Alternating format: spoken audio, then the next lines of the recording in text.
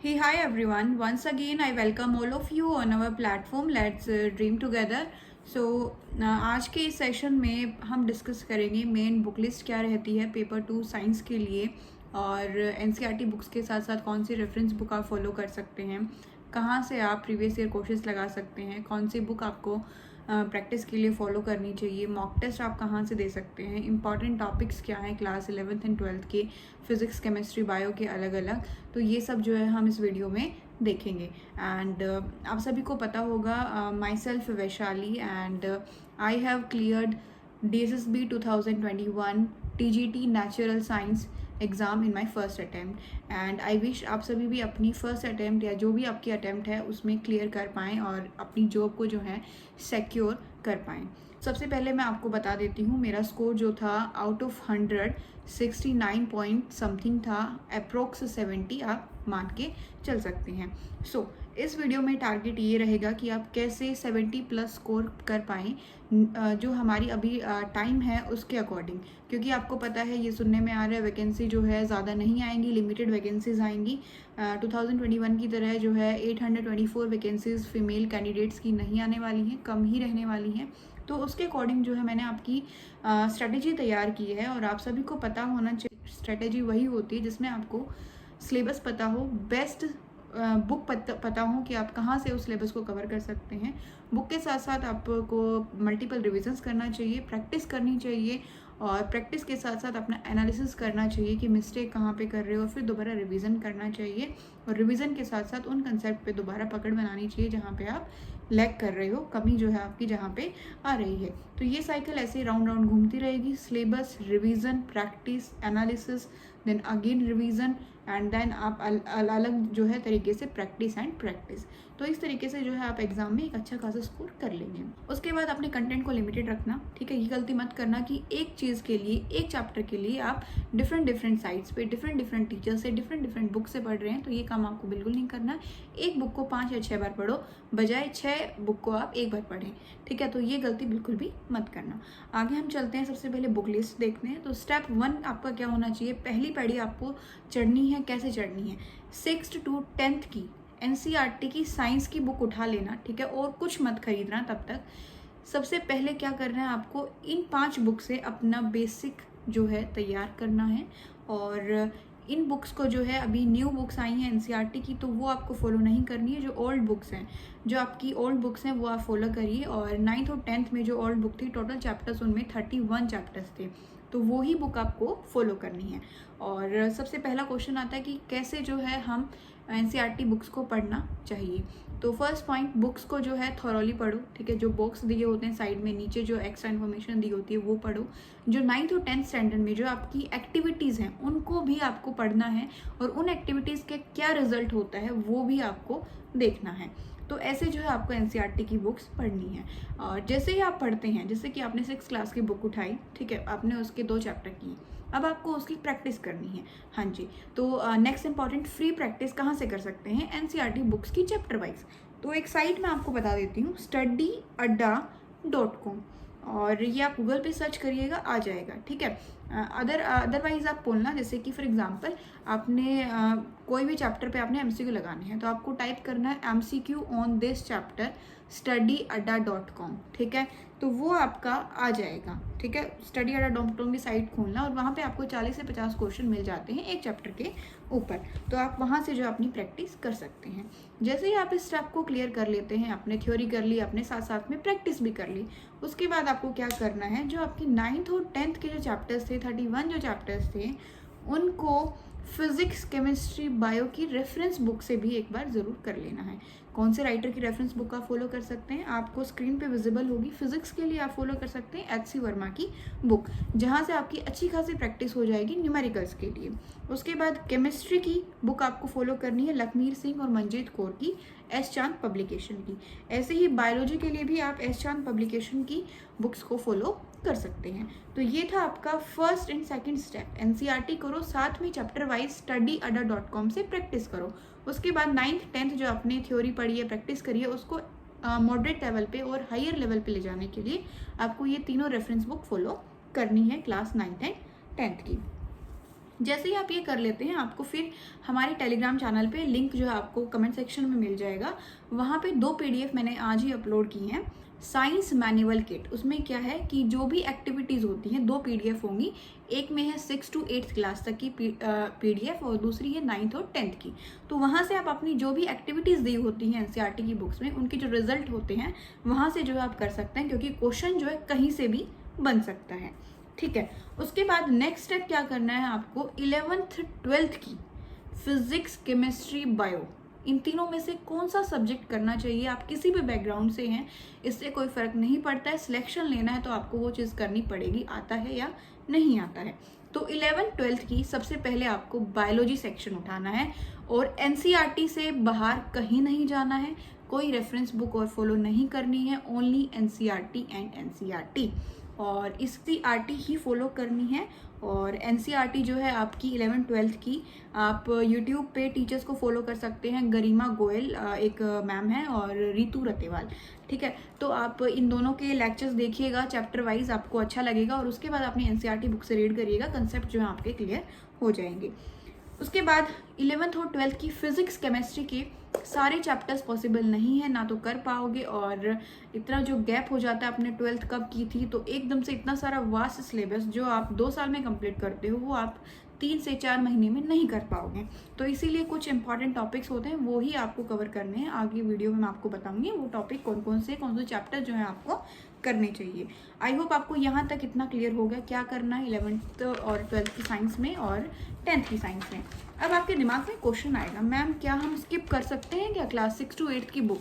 तो बिल्कुल भी आप स्किप नहीं कर सकते हैं, क्योंकि कई बार आपको फील होगा, अगर एग्जाम में कहीं ज्योग्राफी टाइप का क्वेश्चन आ जाता है, ठीक है, या हो सकता है कोई ऐसा मिसलेनियस टॉपिक आ जाता है जो आपने 9th-10th की बुक में नहीं पढ़ा है, बट वो टॉपिक आपको 6 to 8th क्लास की बुक में मिल जाते हैं। तो मेन इंपॉर्टेंट फोकस कहाँ रखना है, जो आपकी 8th क्लास है उसमें कुछ चैप्टर हैं, जैसे कि सिंथेटिक फाइबर्स एंड प्लास्टिक्स, उसके बाद कंबस्शन एंड फ्लेम, और इसमें मेन टॉपिक आ जाता है मैच स्टिक का। जो माचिस होती है ना, माचिस की तिल्ली के जो आगे रेड लगा होता है, वो कौन सा केमिकल होता है, जो आप माचिस को ऐसे जलाते हो तो वहाँ पे कौन सा केमिकल लगा हुआ आता है, किससे वो बनी हुई होती हैं। तो ये क्वेश्चन 2021 में भी आया है, आप प्रीवियस ईयर क्वेश्चन उठा के देख सकते हैं। तो ये आपको करना है। उसके बाद नेक्स्ट चैप्टर है क्लास 8 का, स्टार्स एंड सोलर सिस्टम। ये आपको 9th-10th में साइंस में कहीं नहीं मिलेगा। आप सिर्फ यही कहोगे कि आउट ऑफ सिलेबस पेपर आया है, बट ऐसा नहीं है। 8th क्लास की बुक उठाओ, वहाँ पे सिलेबस में ये चैप्टर है। उसके बाद some natural phenomena, for example cyclone कैसे आता है, अर्थक्वेक कैसे आता है, तो ये आप सबको करना पड़ेगा। उसके बाद है कोल एंड पेट्रोलियम। तो ये चैप्टर आपको क्लास 8 से करने ही करने हैं। इसके साथ साथ ज़्यादा टाइम नहीं लगेगा, 4 दिन दोगे 6-7 की बुक कंप्लीट हो जाएगी। एक हफ्ते में आप अपनी 6 to 8 कंप्लीट कर सकते हैं। उसके बाद अपनी आराम से 9th और 10th उठाइए, ठीक है। उसके बाद मैं आपको बता दूं, एक चैप्टर ऐसा था 2021 में जहां से 7 से 8 क्वेश्चन आए थे। हाँ जी, आपने सही सुना, एक ही चैप्टर से 8 नंबर आना कॉम्पिटिटिव एग्जाम में बहुत ही बड़ी बात हो जाती है। अगर आप उस चैप्टर को अच्छे से कर लेते हैं तो आपका सिलेक्शन जो है हो भी सकता है और नहीं भी होगा, ठीक है। 8 नंबर बहुत मायने रखते हैं। और वो चैप्टर है क्लास 9th का, इम्प्रूवमेंट इन फूड रिसोर्सेज, ठीक है। ये चैप्टर ज़रूर करना, एक बार करने से नहीं होगा। फैक्ट्स हैं एनिमल हस्बेंड्री, ठीक है, क्रॉप्स के बारे में बताया गया है, तो वो सब आपको देखना पड़ेगा। अब हम आ जाते हैं कि 11th और 12th के जो आपके बायोलॉजी, केमिस्ट्री और फिजिक्स हैं, उसके कौन कौन से चैप्टर इंपॉर्टेंट है, तो ध्यान से सुनिएगा और नोट करते जाइएगा। क्लास 11th के बायोलॉजी के कौन से चैप्टर इंपॉर्टेंट है। फर्स्ट चैप्टर है लिविंग वर्ल्ड, ठीक है, आप इसको करिए। इसमें आपका मेन टॉपिक है साइंटिफिक नेम्स, कि इस एनिमल का क्या साइंटिफिक नेम है, तो इस पर थोड़ा गौर करिएगा। उसके बाद आपका चैप्टर आ जाता है biological classification, plant kingdom and animal kingdom.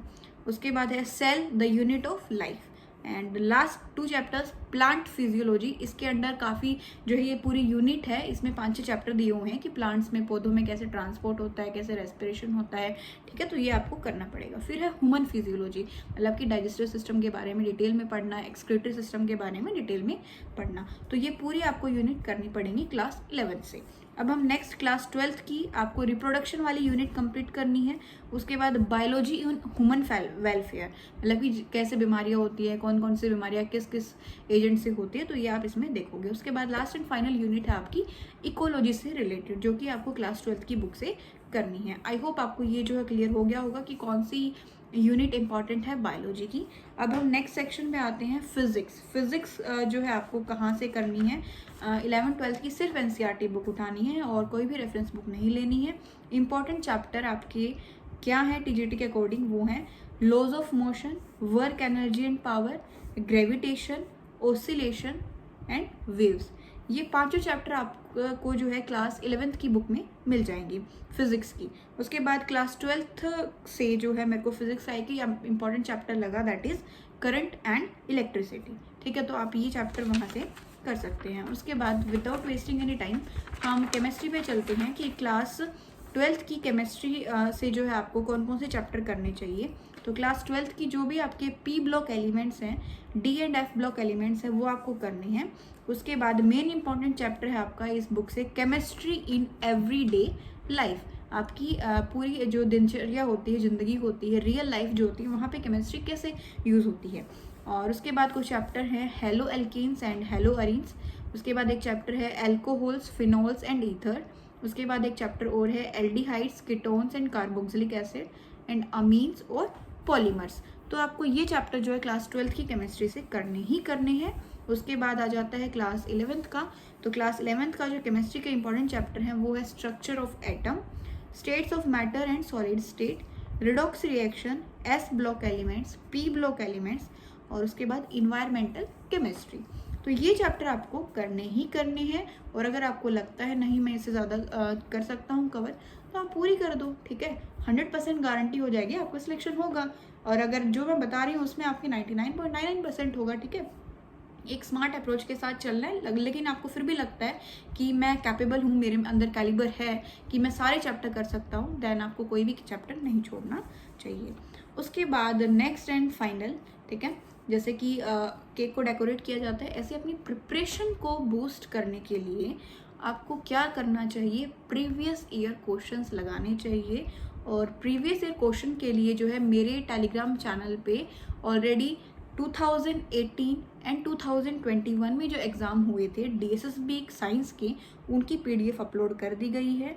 और इसके अलावा आप KVS जो अभी रिसेंट एग्ज़ाम हुआ है 2022 में, वहाँ से प्रैक्टिस कर सकते हैं। एचटेट का जो TGT का साइंस का पेपर होता है 18 से 22 तक, जो भी जितने भी पेपर हुए हैं उनको एक बार उठाइए और सोल्व करके देखिए। उसके बाद CDS के कुछ क्वेश्चंस होते हैं, एक एग्ज़ाम होता है कंबाइंड डिफेंस सर्विस एग्जामिनेशन, तो वहाँ से भी जो है आप अपने क्वेश्चन प्रैक्टिस कर सकते हैं अप टू क्लास 10th।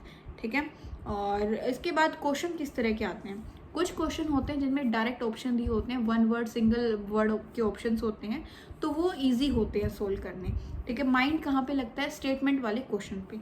कई बार क्या पूछते हैं, सिंपल आजकल ये नहीं पूछते हैं कि विच of the following statement is true या फिर इज फॉल्स। ठीक है, ये नहीं पूछते हैं, वो पूछते हैं आपसे, लिखा होगा ऊपर विच of the following statement is not true, कौन सी स्टेटमेंट इनमें से सही नहीं है, मतलब कि उन्होंने क्या पूछा, गलत स्टेटमेंट को पूछा। ठीक है, ऐसे ही रिवर्स हो जाता है कई बार question, which of the following statement is not false, इनमें से कौन सी स्टेटमेंट गलत नहीं है, मतलब कि वो आपसे 4 स्टेटमेंट दी हुई है, उनमें से कोई एक स्टेटमेंट सही है। आप जो है क्वेश्चन जो है में बोला गया कि आप उस सही स्टेटमेंट को ढूंढो। तो इस तरीके से जो है आपके माइंड के साथ गेम प्ले किया जाता है। ठीक है, आपको उसमें पढ़ने में टाइम लगता है, समझने में टाइम लगता है, और फिर आप जल्दबाजी में गलत करके आते हो। तो ये अपनी प्रैक्टिस पहले से कर लो, और ये प्रैक्टिस आपकी डायरेक्ट DSSB 2021 के पेपर से ही हो सकती है। उसके बाद बुक्स कौन सी फॉलो कर सकते हैं आप चैप्टर वाइज 11th और 12th के सिलेबस के लिए, तो वो है यूथ कंपटीशन टाइम्स की बुक आती हैं, अलग अलग पार्ट के लिए अलग अलग बुक आती हैं। फिजिक्स की अलग आती है, केमिस्ट्री की अलग आती है, और बायोलॉजी की 2 बुक होती हैं, बॉटनी और जूलॉजी की। तो सबसे पहले आपको बॉटनी और जूलॉजी जो है की बुक परचेज करनी है, और वही प्रैक्टिस करनी है, क्योंकि जो मोस्ट ऑफ द क्वेश्चन आते हैं वो बायोलॉजी के ज़्यादा आते हैं, फिजिक्स केमिस्ट्री के कंपेयर टू बायोलॉजी कम आते हैं। तो आप यहाँ से जो है प्रैक्टिस कर सकते हैं। और हिंदी मीडियम वालों के लिए घटना चक्कर की बुक आती है, तो वहाँ से आप देख सकते हो। बाकी स्क्रीन पे आपको विजिबल हो रहा होगा कि यूथ कंपटीशन टाइम्स की कौन कौन सी बुक आपको जो है लेनी चाहिए। उसके बाद हम आते हैं मॉक टेस्ट पे। मॉक टेस्ट जो है टेक्स्ट बुक जो है काफ़ी रिलायबल सोर्स है। मैंने जब एग्ज़ाम मेरा हुआ था उस टाइम पे मैंने टेक्स्ट बुक पे पेपर 1 के लिए, जो जनरल पेपर होता है उसके लिए मॉक्स लगाए थे। तो जितने मेरा मार्क्स वहाँ पे बन रहे थे उतने ही मेरे पेपर में कहीं ना कहीं बने हैं।